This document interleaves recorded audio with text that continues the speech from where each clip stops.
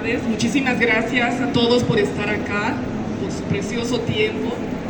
Y evidentemente estamos pasando por situaciones muy críticas en nuestro país, no solamente por la circunstancia política o la administración política, como ya lo dijo Esteban, sobre la situación en el Parlamento, sino también por el efecto climático que hoy enfrentamos en Bolivia. Lamentablemente, Cobija se encuentra bajo 17 metros de agua, ¿no? Porque se ha desbordado el río Acre. Por lo tanto, el problema medioambiental es un factor fundamental en el presente y que nos llama a todos a reflexionar sobre el siglo XXI para nuestro país. Como bien dijo Esteban, para nosotros, los liberales, es fundamental comprender la historia porque es lo que nos posiciona para pensar el presente y proyectarnos hacia el siglo XXI. Para los liberales, la historia es la hazaña de la libertad.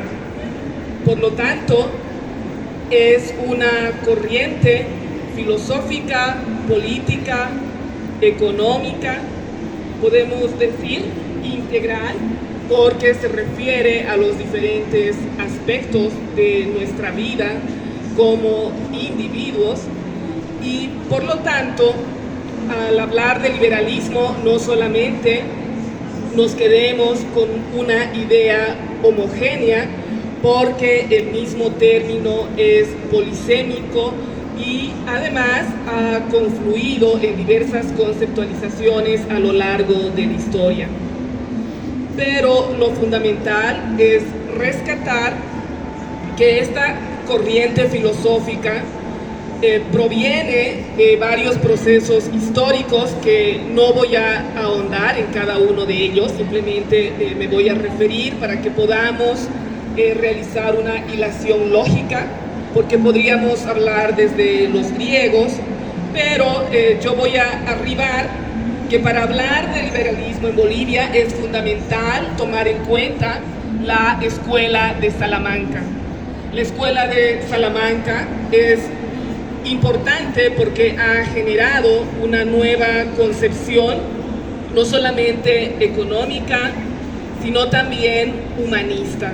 Precisamente España, por el encuentro con el nuevo mundo y las regulaciones que se requería para este nuevo orden social, y no solamente del encuentro entre América y Europa, sino en la reflexión, o sea, del ser humano en el mundo, es que rescata lo mejor del tomismo para combinarlo con el humanismo. Por lo tanto, como bien lo menciono en el texto, cuando nosotros buscamos los antecedentes del liberalismo en nuestro país, podemos encontrar los vestigios de la Escuela de Salamanca, porque esta nos permite comprender no solamente el humanismo, sino también una corriente filosófica fundamental que es la probabilidad. El probabilismo. ¿Puedes grabar? Bien, esta corriente Está grabando. nos permite reflexionar sobre la elección, es decir, ya no es tan importante el problema de la verdad, sino reflexionar sobre las decisiones. Lo importante es no tomar malas decisiones. De este modo podemos arribar en la importancia del individuo y su libre albedrío articulado a la libertad. O sea, la libertad es algo fundamental porque como individuos podemos tomar decisiones y no solamente está la importancia del individuo como tal, sino también las relaciones con los otros, es decir, el contexto social. Entonces, para no alargar, o sea, bastante esta introducción, tomando la base de la Escuela de Salamanca, es que podemos ver que hay toda una tradición para llegar hasta 1825, que prácticamente es la transición de la colonia a la época bolivianos, de la fundación de nuestra república en Bolivia. Y por lo tanto aquí son fundamentales también las ideas liberales, y sobre todo se arriba en ellas no solamente en los principios de la Constitución, sino también en los elementos educativos, gracias a las reformas y a las proyecciones que hizo Simón Rodríguez en sobre nuestra educación. Más tarde podríamos pasar a diferentes movimientos, incluido el de 1876, en referencia a Andrés Ibáñez sobre el movimiento igualitario en Santa Cruz, antes de pasar a la Guerra Federal en 1899 en nuestro país, y tomar en cuenta que acá, a partir de 1899, ya no solamente podemos hablar de un liberalismo teórico, sino que ya podemos hablar también de una corriente pragmática, porque nos introducimos al proceso político liberal en nuestro país desde 1899 hasta 1920. Este proceso es muy importante porque en nuestro país empieza a reflexionar en términos de ciudadanía con una concepción mucho más modernizada, ¿no? A diferencia, ¿no?, de una sociedad altamente organicista. Es decir, se empieza a reflexionar sobre un orden social donde sea muy importante la meritocracia, la decisión individual, la libertad, en este caso no solamente la libertad de pensamiento, la libertad de expresión, la libertad en todos sus sentidos. Para ello es importante rescatar el programa liberal que se realizó en 1883, encabezada por el general Eliodoro Camacho, y además fundador del Partido Liberal. Rescatar estos principios son fundamentales porque ya nos muestra un individuo, o sea, capaz no solamente de tomar decisiones en el ámbito de la política, sino también en el ámbito, en todos los ámbitos de nuestra sociedad, incluido el ámbito público, que era lo fundamental discutir de manera abierta y consensuada. Entonces, Esteban, yo creo que es muy importante también comprender un elemento, un factor fundamental denominado la sociedad abierta. Una sociedad abierta donde se empieza a pensar en una Bolivia llena de contactos, porque hasta 1899 solamente habíamos tenido la experiencia del librecambismo en el gobierno de Linares, es decir, a partir de 1856 hasta 1857 hasta 1863. Por lo tanto, es fundamental pensar lo que aconteció con el librecambismo en nuestro país, porque desde ese entonces creo que hubo ciclos donde Bolivia se ha movido entre una visión más abierta al mundo, una ciudadanización, un librecambismo, frente a una sociedad más proteccionista, más conservadora, ¿no?, y mucho más tradicionalista. Por lo tanto, para que podamos arribar en elementos de la libertad, elementos de la democracia, elementos del Estado de Derecho, es decir, comprender esta triangulación entre democracia, liberalismo y racionalismo como estas tres vertientes que se articulan para poder comprender el liberalismo en nuestra historia. Por lo tanto, yo considero que podríamos arribar en algunos de estos elementos, y me gustaría preguntarte a ti, ¿qué opinas de este proceso boliviano frente a otros? Por ejemplo, en esta forma de concebir el librecambismo y el proteccionismo. Quizás tú nos puedas dar un ejemplo con Alemania y el tiempo de Bismarck, ¿no? Que también, o sea, tuvo que afrontar esta situación en su sociedad. Bueno, yo me voy a parar un poquito. Yo no me gusta estar sentado y ahí desde arriba mirándolos a todos como si fuera una persona iluminada. En el caso de Bolivia, a ver, por si acaso, para comenzar, ¿alguien ha escuchado la palabra neoliberalismo alguna vez? ¿Alguien sabe qué significa neoliberalismo? Es lo que dicen, ¿no? O sea, nos dicen es el nuevo liberalismo. Pero libertad es una, no hay una nueva libertad o una vieja libertad. Por lo tanto, no hay, la libertad es solo una. En realidad, el liberalismo es la corriente ideológica que defiende la libertad. Ahora, ¿cuál es la diferencia que yo, por ejemplo, quiero propugnar entre liberalismo y neoliberalismo? Si aquí alguno de ustedes comienza a decir los liberales son una desgracia, yo voy a responder, porque soy liberal. Y obviamente me voy a sentir aludido. Pero si ustedes gritan los neoliberales son esto y el otro, ¿alguna vez han escuchado a alguien defender el neoliberalismo? ¿Sí? ¿Han escuchado a alguien decir soy neoliberal? ¿A quién? Yo le voy a contar una experiencia de los 90 en la universidad. Rapidito. Hasta los 90 toda la izquierda de la universidad. A partir de los 90 se han formado frentes para la liberales, hasta de derecha. Ya. Pero es diferente al liberalismo al neoliberalismo.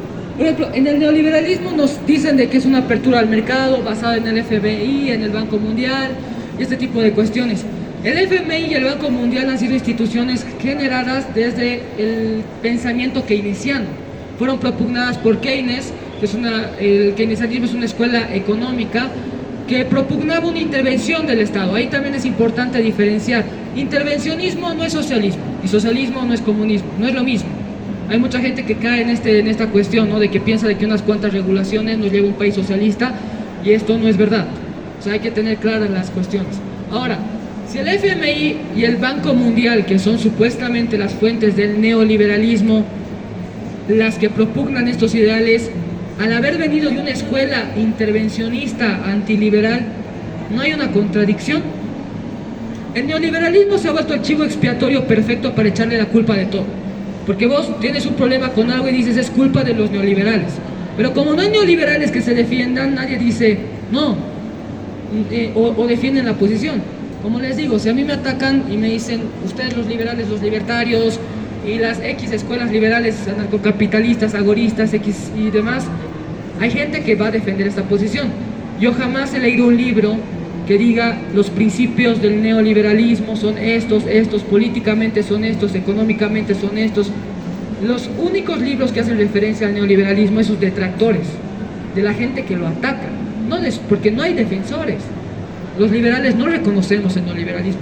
Y aquí es algo que, respondiendo a la pregunta de Erika, el proceso liberal en Bolivia de 1900 a 1930, en términos de cifras, ha sido muy exitoso.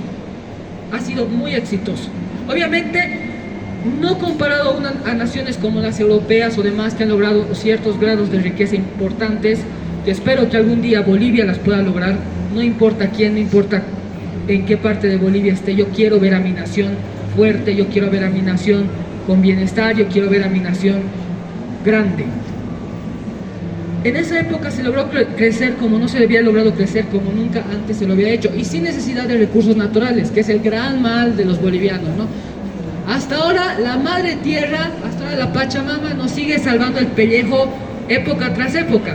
Primero ha sido la plata, se nos acabó la plata, luego fue el estaño, se acabó el estaño, se acabó el estaño, fue el gas, y luego va a ser el litio, supuestamente. ¿Hasta cuándo vamos a seguir esperando que la Pachamama nos siga salvando? No hemos logrado hasta ahora procesos de industrialización serios, lo cual debería preguntarnos, estamos a punto de cumplir 200 años. 200 años, es mucho tiempo, 200 años juntos. Entonces, tenemos que preguntarnos qué ha pasado en nuestra historia para llegar a este punto. Ahora, hay ciertos procesos, por ejemplo, que yo quiero hacer repercusión. Por ejemplo, tenemos el 21060. El 21060 ha sido supuestamente la receta neoliberal puesta en Bolivia, que ha sido el ejemplo perfecto de los daños que puede hacer la apertura al mercado. ¿Quién ha sido el hombre que ha decretado el 21060?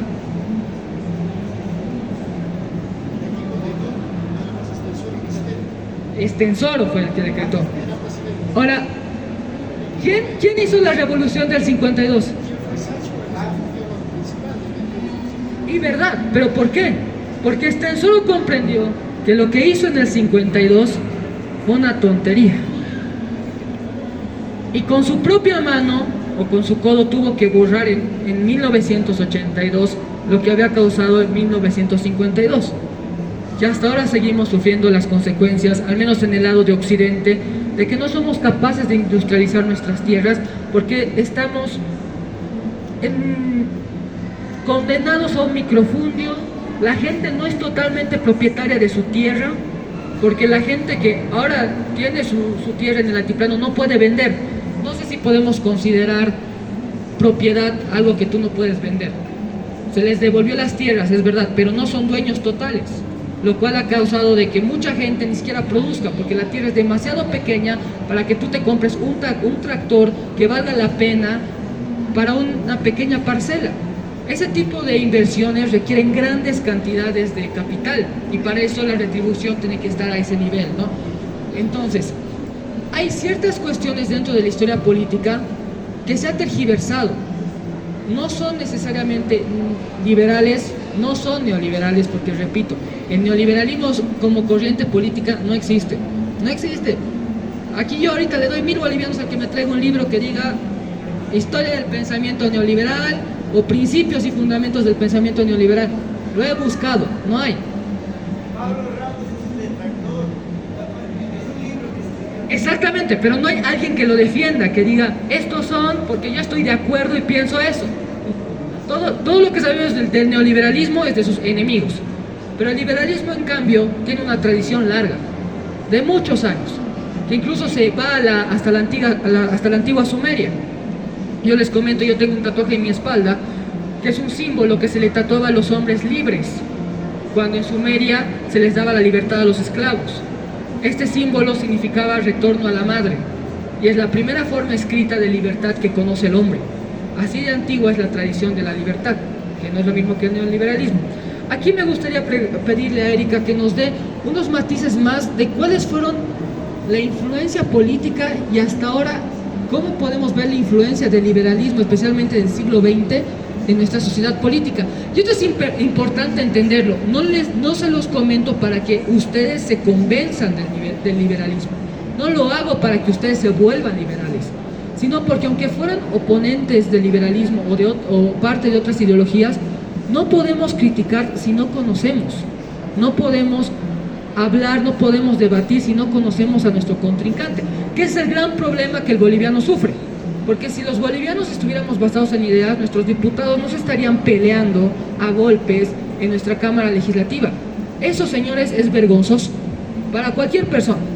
Para cualquier boliviano deberíamos sentirnos ofendidos que lleguen a esas cuestiones. Entonces, Erika, por favor, si nos puedes dar unas luces sobre la influencia del liberalismo del siglo XX y cómo hasta ahora sigue impactando en nuestra sociedad. Muy bien, como les había mencionado, para comprender el liberalismo en el siglo XX, había retomado un poco las ideas y escuelas del siglo XV, porque este siglo XV influye después en el siglo XVII, XVIII, XIX, lo que viene a ser la construcción, sobre todo del liberalismo en la Europa continental, es decir, en la filosofía racionalista francesa. Y un elemento fundamental que mencionas, Esteban, es justamente la argumentación racional, porque cuando se pone, o sea, el ser humano como centro, capaz de dirigir su vida, es importante ese desplazamiento, se podría decir, del geocentrismo al heliocentrismo. Es decir, donde se comprende, ¿no?, que el individuo se pone como centro, y al ponerse como centro se puede desprender de una forma de enfrentar la vida, la realidad y su posicionamiento en el mundo, desligado, desplazado de esta idea, podríamos decir, monoteísta o religiosa, y al mismo tiempo monárquica. Es fundamental este descentramiento de la divinidad y poneros en el centro al ser humano, porque de este modo empieza a conocer a través de la razón y empieza a construir su destino a través de la argumentación racional. Y es importante también, Esteban y estimado público, que además de esta corriente continental francesa, es importante tomar en cuenta la corriente británica, que es importante en la evolución de las instituciones, porque es desde 1215 donde se empieza a generar las ideas de las garantías individuales, del derecho del individuo, o sea, la importancia de los derechos del individuo sobre cualquier poder.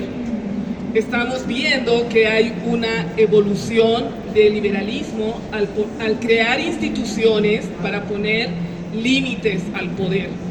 Esto es fundamental porque las instituciones y los derechos arribarán finalmente con la tradición de los debates de la Escuela de Salamanca en nuestro contexto, por ejemplo, en contra de la mitad, ¿no?, porque es uno de los factores que se ha vivido, este factor inhumano en nuestro contexto. Por ejemplo, los discursos serán en contra de la mitad. Entonces es así como se van construyendo las ideas liberales. Es en este sentido que después del proceso colonial, en base a las instituciones y las ideas y los derechos que les he mencionado, es que arribamos en nuestra primera constitución política del Estado en 1826, donde ya se establecen los principios liberales. Las 19 reformas constitucionales que hubo en nuestro país no están ajenas a esta herencia liberal. Tampoco está la Constitución Política Plurinacional actualmente. Tiene como base esta ampliación de las concepciones liberales. En este sentido, yo creo que Bolivia está permeada de las instituciones jurídicas, las instituciones políticas liberales en nuestro país. Hoy es fundamental pensar en los derechos humanos, en los derechos, en la primera parte de nuestra Constitución, donde se establecen los derechos fundamentales, o sea, la parte dogmática de nuestra Constitución es prácticamente una herencia liberal. El derecho a la vida, el derecho a la propiedad. Recordemos que en nuestra Constitución actual, incluso el derecho de propiedad no solamente se queda en el derecho de la propiedad privada, de los empresarios, de las comunidades, es decir, que tenemos un gran bagaje, una base liberal en el que hoy nosotros nos desplazamos como sociedad. Creo que es fundamental, antes de pasarte la palabra, Esteban, o el micrófono, comprender este fundamento liberal, porque si muchas de las instituciones actualmente son críticas en nuestro país, no es tanto porque las instituciones no hayan tenido una evolución pertinente, sino que también influimos nosotros como individuos y ciudadanos en, por ejemplo, en el no saber argumentar en el Parlamento, o simplemente como ciudadanos comunes seguir a caudillos. Entonces, hay acá una concepción fundamental que heredamos del liberalismo desde un principio, cuando se funda es justamente para ponerle límite a los caudillos y tratar de superar la fase caudillista de nuestro país. Y hasta el día de hoy, nuestro ejercicio de la autonomía, de la libertad, se ve relegada porque casi siempre estamos esperando líderes, caudillos que solucionen las problemáticas de nuestro país, y no consideramos que somos los individuos en una asamblea como esta, recuperando espacios públicos donde debemos discutir nuestras problemáticas de manera abierta, argumentativa y racional. Un ejemplo que les decía al empezar este conversatorio es lo que está ocurriendo en Cobija, 17 metros bajo agua, y eso lo podemos discutir desde diferentes ámbitos, diferentes aspectos, y tiene que ver con la depredación de nuestros bosques, no solamente en Bolivia, sino también en Brasil y también en Perú, ¿no? Y por lo tanto, digamos, hay un efecto, hay un ciclo que problematiza la vida de los individuos. Creo que estos elementos serían importantes rescatar, Esteban, y a mí me gustaría saber, bueno, tú como joven, como liberal, ¿qué opinión crees que tienen las nuevas generaciones de las problemáticas del presente en nuestro país? Bueno, aquí me gustaría hacer un análisis de lo que es el liberalismo en el presente, ¿no? Como saben, estas ideas están tomando mucha fuerza a causa de la reciente elección de Javier Milei en la Argentina, lo cual ha hecho que en la política latinoamericana especialmente vuelva a la palestra la idea del liberalismo. Pero todo lo que están viendo que está sucediendo este año no es algo que se dio de manera mágica de un día para el otro.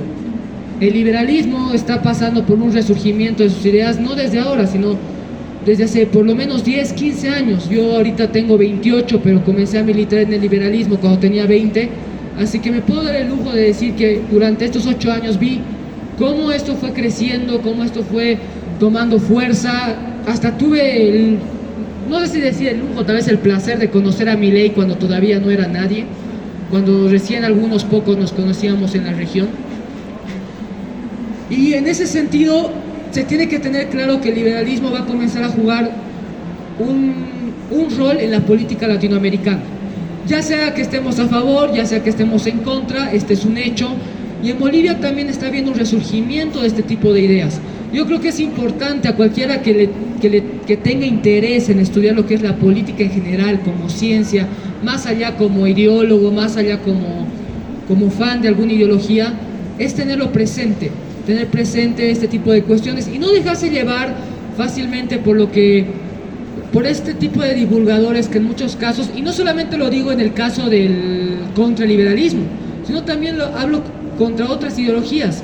Hay muchos divulgadores que, por ejemplo, yo he escuchado a algunos que dicen ser liberales decir de que unos impuestos es socialismo. No es socialismo, eso es intervencionismo, son cuestiones diferentes.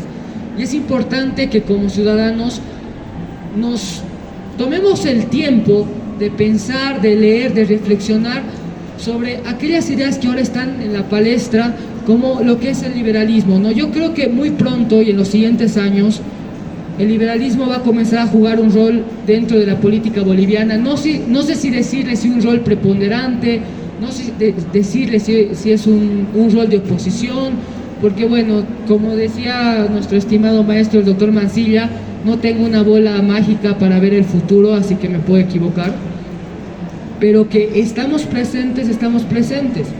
Ahora, yo espero de que el liberalismo vaya a ser la punta de lanza para quebrar uno de los grandes problemas estructurales que tiene Bolivia, que es su sistema de partidos políticos. El sistema de partidos políticos bolivianos es un desastre. Está basado en caudillos, está basado en hombres.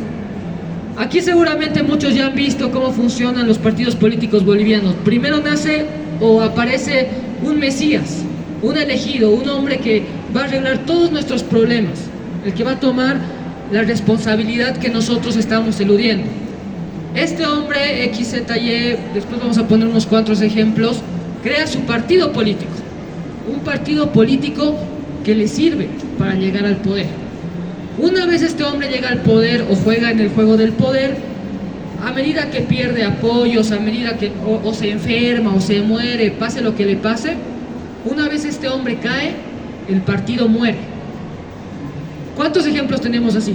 Estensoro para el MNR, después de Estensoro el MNR nunca volvió a ser el mismo. Tenemos igual al compadre en su momento con Condepa, una vez el compadre falleció lamentablemente, Condepa igual nunca volvió a tener alguna fuerza, por así decirlo. El MAS ahora con su problema interno, que igual sus caudillos están comenzando a desmoronarse. UCS y el ex dueño de La Paceña, ¿cuántos ejemplos tenemos de esto? Ahora, ¿cuál es el problema? Los partidos políticos deberían ser instituciones que representen la democracia de un país. Los partidos políticos deberían estar basados en una idea, no en un hombre, porque los hombres mueren, los hombres pasan, las ideas no. En otros países, los partidos se mantienen vivos, no importa cuántos liderazgos pasen, porque ellos piensan en una idea, no son fanáticos de un hombre, no son, para eso nos dedicamos al rock, para eso nos dedicamos al fútbol y otras cuestiones. Entonces yo espero que el liberalismo pueda ser un ejemplo no solamente como corriente, sino para las otras corrientes de pensamiento. El hecho de podernos sentar entre las diferentes ideologías, ya sean socialistas, comunistas, conservadores, demócratas, anarquistas, lo que sean, pero que todos desde sus espacios, desde una tradición política seria, desde partidos políticos serios, a través de la formación, no importa el tipo de idea que tengan, llegamos a tener partidos políticos que pasen en el tiempo. Por ejemplo, en Alemania hay 5 partidos políticos bien claros: el Partido Liberal, el Partido Conservador, el Partido Socialdemócrata, el Partido Verde y demás. Estos partidos funcionan y siguen funcionando y siguen generando nuevos liderazgos porque ellos viven para una idea. En el caso de los liberales vivimos para una idea, la idea de la libertad. Como tal vez los comunistas puedan vivir por la idea de la igualdad y de esa manera. Mientras nuestros partidos sigan basándose en hombres, vamos a seguir igual de jodidos, porque los hombres van a pasar.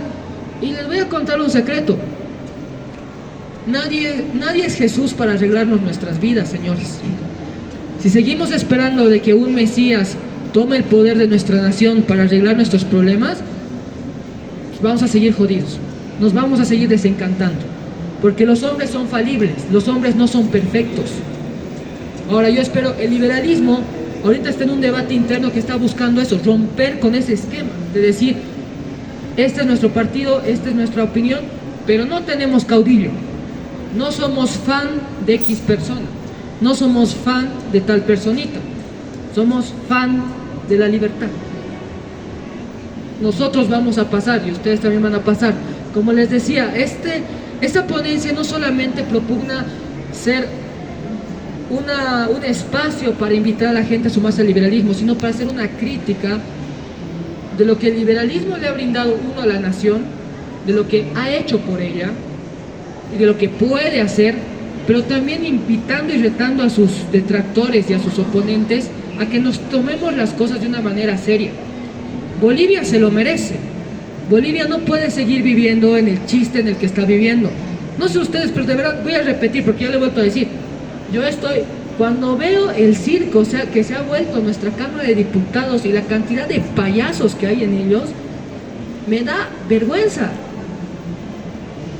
Nos tiene que dar vergüenza. A estos tipos nosotros le pagamos más de 10,000 bolivianos anualmente para que se agarren a golpes. Todavía 20,000. Y de paso les damos viajes gratis, les damos viáticos y demás, y se dan el placer de humillarnos frente a todo el mundo. ¿Qué se creen? Y lo peor, y el problema es que estos hombres solamente quieren poder, no tienen una idea, no tienen una convicción, no importa la que sea, no necesariamente liberal.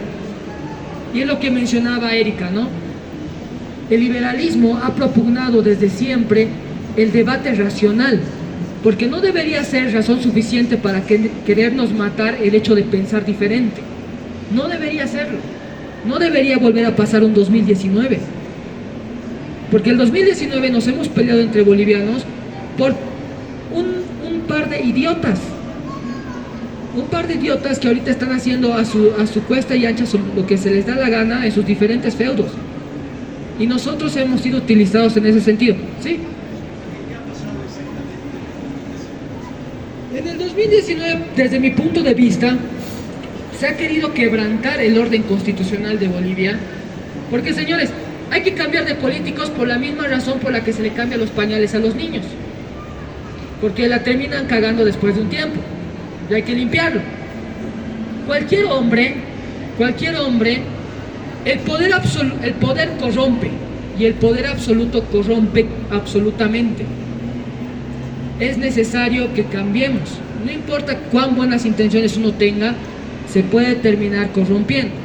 Entonces 2019 fue un ejemplo de lo que sucede cuando uno se polariza una nación. Porque ¿qué es lo que han hecho con nosotros? Nos han dicho, o estás conmigo o estás contra mí. Y, señores, la vida no es tan simple. El hecho de que yo no esté de acuerdo contigo no significa que yo sea tu enemigo. Nos han polarizado, nos han puesto en un ambiente de conflicto. Y nos han sacrificado en ambos bandos, aquellos que se han peleado en su momento, para que unos cuantos jerarcas allá arriba, que en sus diferentes feudos ahorita se le encuentran pasando bien, mientras nosotros estamos jodidos buscando dólares, mientras estamos jodidos buscando un trabajo, mientras estamos jodidos buscando salir adelante, estos tipos siguen peleándose por el poder y bueno, y agarrándose a puñetes en la Cámara de Diputados y diciéndose cosas entre ellos, y los únicos que terminamos jodidos somos nosotros. ¿O no? A esos tipos no les importamos ni un sorete. Y es lo que nosotros exactamente los liberales queremos romper. Porque para nosotros las personas no son una masa amorfa, incolora, sin sentido. El colectivo es una suma de individuos. Cada individuo tiene sus sueños, cada individuo tiene sus esperanzas, cada individuo tiene sus metas. Y es una tradición que a lo largo de la historia lo único que intenta es decirte, yo de lo único que me voy a hacer cargo es que tengas la seguridad para salir adelante. El que lo logres depende de ti. Porque eso es ser adulto, ¿o no? El liberalismo exige responsabilidad. La libertad no es infinita. Para ser libre uno tiene que ser responsable. Entonces, ese es el presente que ahora el liberalismo está buscando propugnar para nuestra nación.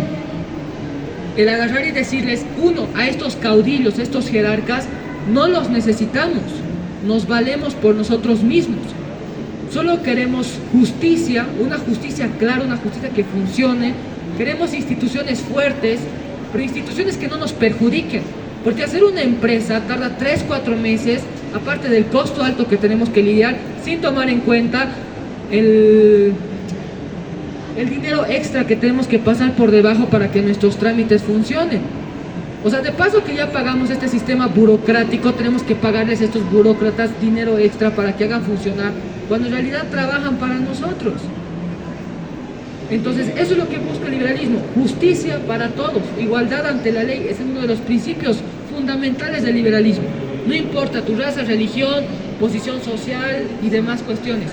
El que la gente pueda salir adelante por su cuenta, de que el Estado no le esté dando favoritismos a ciertas cuestiones. Por ejemplo, para el que no lo sepa, hay algún ex vicepresidente por ahí, no voy a decir su nombre, que es socio de una gran empresa automotora a la cual el gobierno constantemente le compra los autos. Obviamente, pues están haciendo rico entre ellos. Ese momento en el que se acuestan políticos y empresarios es un problema.